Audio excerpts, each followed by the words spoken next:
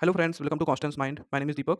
आज की वीडियो बहुत ही इंपॉर्टेंट है। इसमें हम 2 टॉपिक पे बात करेंगे। पहला तो सहायक अध्यापक की जो भर्ती है उस पर, यानी कि असिस्टेंट प्रोफेसर की रिक्रूटमेंट पर।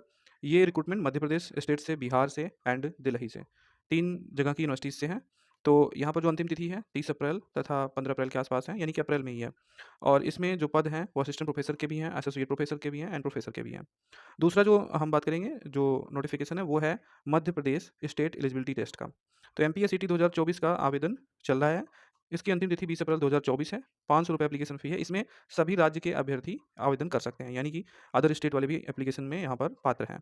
तो इसको ध्यान से देखेंगे और हम जल्द से प्रयास करेंगे आपसे सारी इन्फॉर्मेशन डिस्कस हो जाए। तो अगर आप चैनल पर हमारे नए हैं तो सब्सक्राइब करके बेल आइकन को प्रेस कर लीजिएगा। हम चलते हैं वेबसाइट पर। तो सबसे पहले जो हम बात करेंगे वो असिस्टेंट प्रोफेसर की भर्ती पर बात करेंगे, ठीक है? तो यहाँ पर 3 जगह से असिस्टेंट प्रोफेसर की भर्ती है, जिसमें कि पहला है Madhya Pradesh public service commission.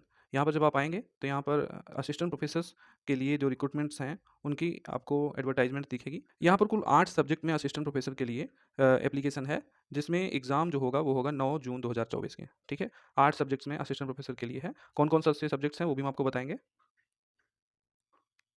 जब आप नोटिस बोर्ड सेक्शन में आएँगे तो यहाँ पर दिखेगा आपको online application form assistant professor exam 2022, librarian exam 2022 and sport officer. तो इस पर आपको क्लिक कर देना है, तो आपको एडवर्टाइजमेंट मिल जाएगा। इस लिंक पर क्लिक करेंगे तो आप जाएंगे इसके पोर्टल पर।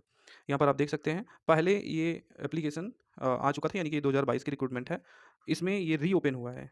ये कोई नया एप्लीकेशन नहीं है, ये रीओपन हुआ है और इसमें जो लास्ट डेट है वो 13 अप्रैल तक है, ठीक है? और स्टार्टिंग कब से हुई है? 5 अप्रैल से, यानी कि यस्टरडे से स्टार्टिंग हुई है और 13 अप्रैल तक यहाँ पर आवेदन आप ऑनलाइन कर सकते हैं, ठीक है? यहाँ पर जिस सब्जेक्ट में असिस्टेंट प्रोफेसर की वैकेंसी है वो है बायोकेमिस्ट्री, एनवायरमेंटल साइंस और उसके बाद जियोग्राफी, जियोलॉजी, हिंदी है और यहाँ पर हिस्ट्री भी है। उसके बाद यहाँ पर होम साइंस है, फिर यहाँ पर लॉ भी है और मराठी है। इसके बाद आप यहाँ पर मैथमेटिक्स से भी देखेंगे, फिर है आपका मिलिट्री साइंस और उसके बाद है बॉटनी। और सबका यहाँ पर एडवर्टाइजमेंट है, आप ये एडवर्टाइजमेंट देख सकते हैं। हालाँकि ये एडवर्टाइजमेंट जब आप डाउनलोड करेंगे तो ओल्ड डेट्स आपको मिलेंगी, तो आप कन्फ्यूज़ मत होइएगा, क्योंकि ये एप्लीकेशन रीओपन हुआ है। अगर अगर आपको अप्लाई करने के लिए लिंक, तो हर एक सब्जेक्ट्स के सामने आपको ये लिंक मिलेंगे एप्लीकेशन करने का। कुछ एप्लीकेशन यहाँ पर हुए थे जो अनपेड थे, तो उसके लिए अलग लिंक है। एडिट करने का एप्लीकेशन फॉर्म में भी लिंक है, ठीक है? तो जो पहले से अप्लाई किए हैं उनको एडिट करने का भी यहाँ पर व्यवस्था है। उसके बाद और भी सब्जेक्ट्स हैं यहाँ पर, जैसे कि म्यूजिक से असिस्टेंट प्रोफेसर की वैकेंसी है और यहाँ पर म्यूजिक इंस्ट्रूमेंटल से भी है, म्यूजिक वोकल है और पेंटिंग एंड ड्राइंग है। उसके बाद यहाँ पर है फिलोसॉफ़ी और यहाँ पर फिज़िक्स भी है, यहाँ पर पॉलिटिकल साइंस है और यहाँ पर साइकोलॉजी है। यहाँ पर संस्कृत प्राच्य भी है और यहाँ पर संस्कृत है। यहाँ पर केमिस्ट्री से भी एप्लीकेशन है और संस्कृत ग्रामर से भी है। उसके बाद यहाँ पर देखेंगे संस्कृत लिटरेचर प्राच्य है और यहाँ पर सोशियोलॉजी भी है, स्टैटिस्टिक्स है, उर्दू है और उसके बाद यहाँ पर वेद है, यहाँ पर जूलॉजी भी है, ठीक है? तो आगे यहाँ पर अब लाइब्रेरियन कहा जाता है। इतना यहाँ पर असिस्टेंट प्रोफेसर के लिए था। तो यहाँ पर जितने ये सब्जेक्ट्स हैं, इन पर आप क्लिक करके एप्लीकेशन कर सकते हैं। ये एमपीपीएससी का जो एप्लीकेशन है असिस्टेंट प्रोफेसर 2022 का, वो रीओपन हुआ है। इसे आप फिर से एप्लीकेशन कर सकते हैं। जून में इसका एग्ज़ाम होगा, ठीक है? और इसमें नेट वाले भी और पीएचडी वाले, ये सारे लोग अप्लाई कर सकते हैं। इसका एडवर्टाइज़मेंट आप डाउनलोड करके पढ़ सकते हैं, ठीक है? तो ये तो रीओपन हुआ है, इसकी बात ज़्यादा नहीं करेंगे। हम चलते हैं अगली जो यूनिवर्सिटी का एप्लीकेशन फॉर्म है उस पर। सभी के वेबसाइट्स के लिंक आपको डिस्क्रिप्शन में मिल जाएँगे। अब ये है यूनिवर्सिटी, दिल्ली टेक्नोलॉजिकल यूनिवर्सिटी। यहाँ पर एप्लीकेशन यानी कि असिस्टेंट प्रोफेसर, प्रोफेसर रिक्रूटमेंट्स की नोटिफ़िकेशन है। इसे आप कहाँ पर देख पाएँगे, तो आप थोड़ा-सा स्क्रॉल जब करेंगे नीचे, तो यहाँ पर दिखेगा advertisement for recruitment to the post of assistant professor in various discipline, ठीक है? यहाँ पर ये एडवर्टाइजमेंट है, 14 मार्च को आया था और ये एप्लीकेशन फॉर्म ऑनलाइन का लिंक है। हार्ड कॉपी भी सेंड करना है।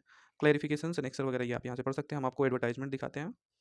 और यहीं पर ये लिंक है, यहीं से आप आवेदन करेंगे। तो फ्रेंड्स, ये आप देख सकते हैं एडवर्टाइजमेंट 14 मार्च की।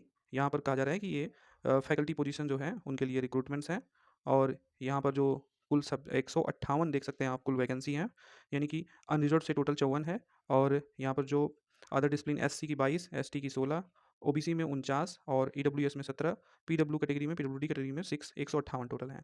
यानी कि डिज़ाइन में 6 और एनवायरनमेंट इंजीनियरिंग में 10, इन्फॉर्मेशन टेक्नोलॉजी में 13, सॉफ्टवेयर इंजीनियरिंग में 5, इकोनॉमिक्स में 4, मैनेजमेंट में 27, बायोटेक्नोलॉजी में 9, मैकेनिकल इंजीनियरिंग में 34 एंड मैकेनिकल एंड उसके बाद कंप्यूटर साइंस एंड इंजीनियरिंग में 50 सीट्स। तो इस तरह से यहाँ पर टोटल सीट्स हैं। इसके बाद यहाँ पर बताया गया कि आवेदन आप कैसे करेंगे। तो आवेदन तो आपका ऑनलाइन है, लेकिन उसके बाद भी प्रोसेस है। आपको अपना प्रिंट आउट डाउनलोड कर लेना है और उस ऑनलाइन फिल एप्लीकेशन फॉर्म के साथ आप सारे डॉक्यूमेंट्स को अटैच करेंगे और एक प्रोफार्मा भी आपको फिल करना है।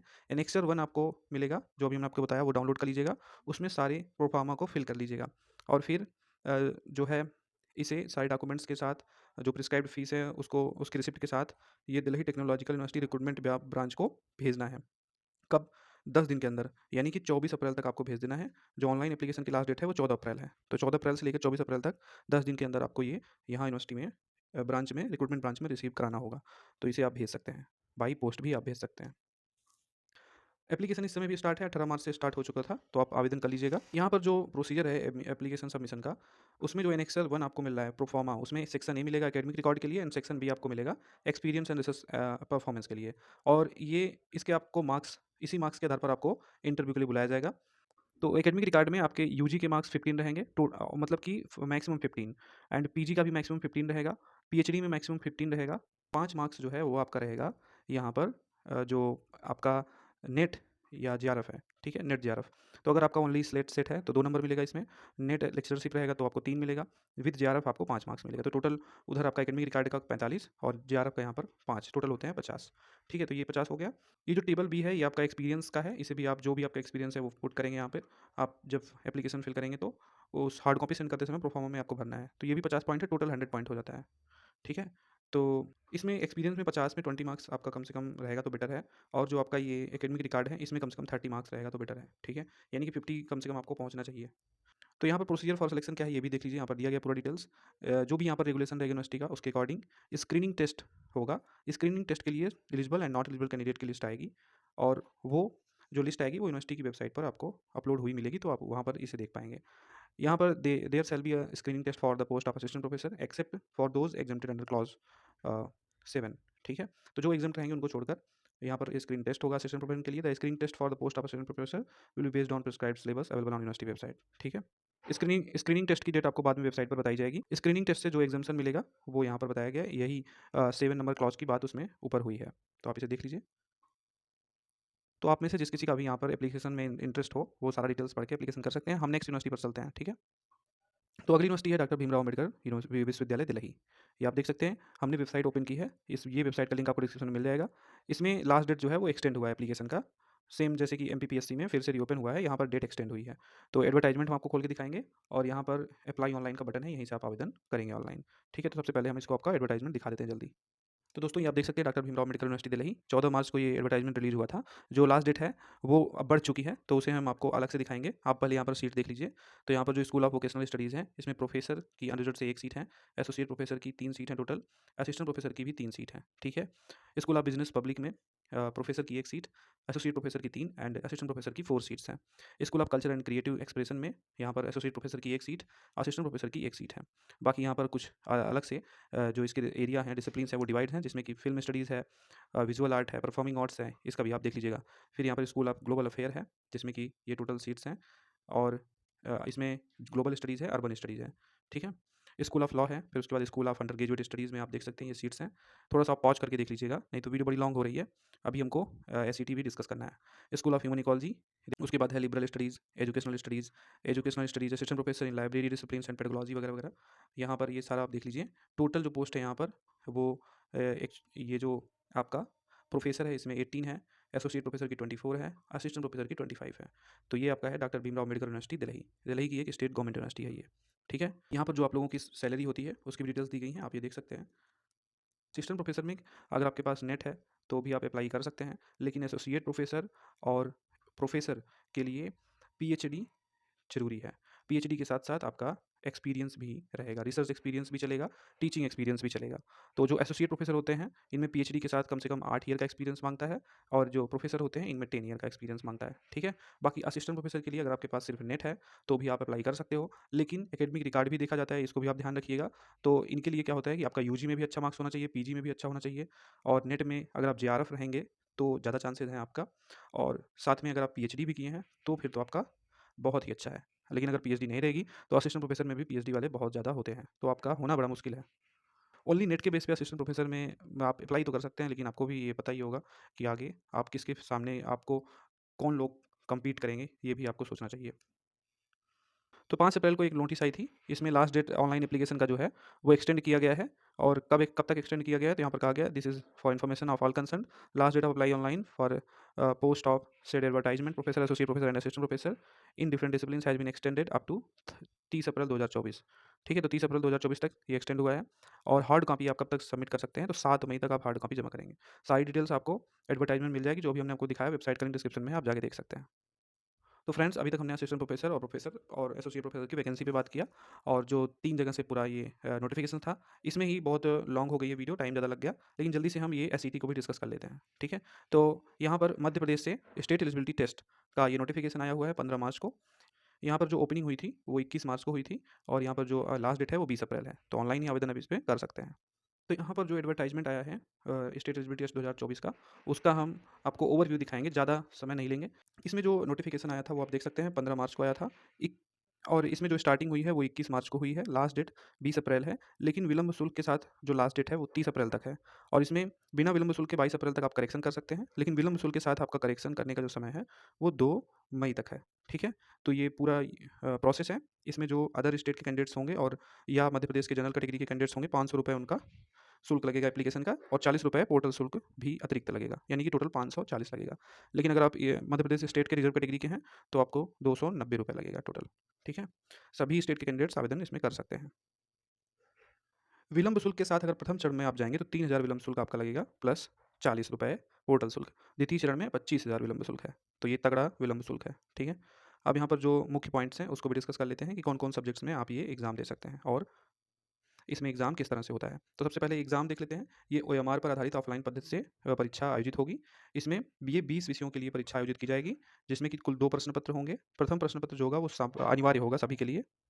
प्रथम प्रश्न पत्र सभी के लिए अनिवार्य होगा, जिसमें कि general paper on teaching and research aptitude से क्वेश्चन होंगे। द्वितीय प्रश्न पत्र आपका चयनित विषय जो रहेगा उससे पूछा जाएगा। ठीक है, इसमें जो प्रश्न पत्र रहेगा उसमें ऑब्जेक्टिव टाइप के क्वेश्चंस आएंगे। ठीक है, यहाँ पर जो न्यूनतम शैक्षणिक की योग्यता है वो भी आप पढ़ लीजिएगा। यहाँ पर कहा जा रहा है कि अनारक्षित श्रेणी के अभ्यर्थियों हेतु स्नातकोत्तर, यानी कि आपका पीजी में कम से कम 55% मार्क्स के साथ होना चाहिए। ठीक है, और जो यहाँ पर रिजर्व कैटेगरी के छात्र रहेंगे, यानी कि मध्य प्रदेश के एससी एसटी ओबीसी के कैंडिडेट्स, उनको 50% होना उनके लिए जरूरी, मतलब 5% की छूट इन्हें मिलेगी। ठीक है, अदर स्टेट के कैंडिडेट्स भी अनारक्षित श्रेणी में ही काउंट होंगे।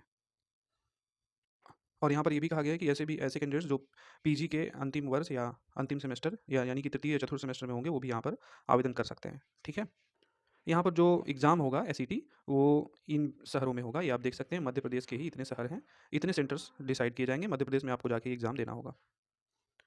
परीक्षा में जो क्वेश्चन आएंगे वो इस तरह से आएंगे, आप देख सकते हैं। प्रथम प्रश्न पत्र में प्रश्नों की संख्या 50 होगी, 100 अंक के होंगे ये। और जो दूसरा प्रश्न पत्र यानी कि आपके विषय का होगा, उसमें 100 क्वेश्चन और 200 अंक के टोटल होंगे। इस तरह 3 घंटे का टोटल पेपर होगा, और एक ही समय में होगा ये। टोटल 300 मार्क्स के 150 क्वेश्चन होंगे। इसमें किसी भी प्रकार की निगेटिव मार्किंग नहीं होगी। और कहा गया है दोनों प्रश्न पत्रों के मध्य कोई अंतराल नहीं रहेगा। ठीक है, यहाँ पर देख सकते हैं जो अंक आपको दिए जाएंगे, वहाँ पर लिखा गया है कि ऋणात्मक मूल्यांकन नहीं किया जाएगा, यानी कि निगेटिव मार्किंग यहाँ पर नहीं है।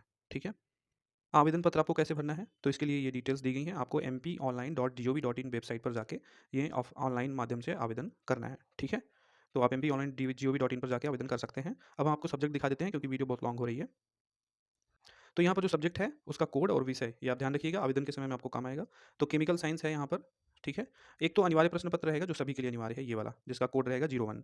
उसके बाद आता है आपका सब्जेक्ट जो आप चॉइस करेंगे। तो अगर आप केमिकल साइंस चूज करते हैं तो इसके अंतर्गत और chemistry, organic chemistry, physical, applied, environment chemistry, मतलब जिनका स्नातकोत्तर स्तर में ये विषय है वो केमिकल साइंस चूज करेंगे, उनका कोड 02 होगा। ठीक है, उसके बाद यहाँ पर है कॉमर्स। कॉमर्स के बाद इकोनॉमिक्स। इकोनॉमिक्स में सिर्फ इकोनॉमिक्स वाले ही नहीं, यानी कि master business economics, applied economics, MBA business economics, ये सारे कैंडिडेट्स इस एग्जाम को देंगे। ठीक है, इस सब्जेक्ट को चूज करेंगे। तो विषय भी आप देख लीजिएगा, इंग्लिश, फिर जियोग्राफी है, हिंदी है। हिंदी में लिंग्विस्टिक वाले भी जा सकते हैं। इतिहास है, जिसमें कि हिस्ट्री, मॉडर्न, मेडिवल, एंशियंट, तीनों कैंडिडेट्स जाएंगे। होम साइंस है, फिर लॉ है, लाइब्रेरी इन्फॉर्मेशन साइंस, फिर लाइफ साइंस। अब लाइफ साइंस में आप देखेंगे तो इसमें लाइफ साइंस में बहुत सारे सब्जेक्ट्स इंक्लूड रहते हैं, जैसे botany, zoology, biochemistry, microbiology, biotechnology, bio science, environment science, bioinformatics, fisheries, aquaculture, limnology, entomology, genetics engineering, life science, industrial, seed technology. इन सब में से अगर आप किसी एक में भी अपना पीजी किए हैं तो आप ये एग्जाम देंगे, ये सब्जेक्ट चूज करेंगे, आपका कोड 12 होगा। ठीक है, यानी कि इन्वायरमेंट साइंस वाले भी इसी एग्जाम को देंगे। बाकी मैथमेटिकल साइंस है, उसका भी आप देख लीजिए, philosophy, physical education, physical science, political science, psychology, Sanskrit, sociology, yoga, ये सब है। ठीक है, तो कुल यहाँ पर जो 20 डिसिप्लिन है उसमें ये आपके एसईटी एग्ज़ाम होगा, तो आप इसमें आवेदन कर सकते हैं। तो ये है वेबसाइट का लिंक और यहीं से आप आवेदन करेंगे। कोई दिक्कत होती है तो आप कमेंट सेक्शन में पूछ सकते हैं। वीडियो थोड़ा लॉन्ग हो गई है, उसके लिए हम आपसे माफ़ी चाहते हैं, लेकिन इसमें थोड़ा डिटेल ज़्यादा डिस्कस करना था इसीलिए। तो हम मिलते हैं नेक्स्ट वीडियो में, तब तक के लिए नमस्कार।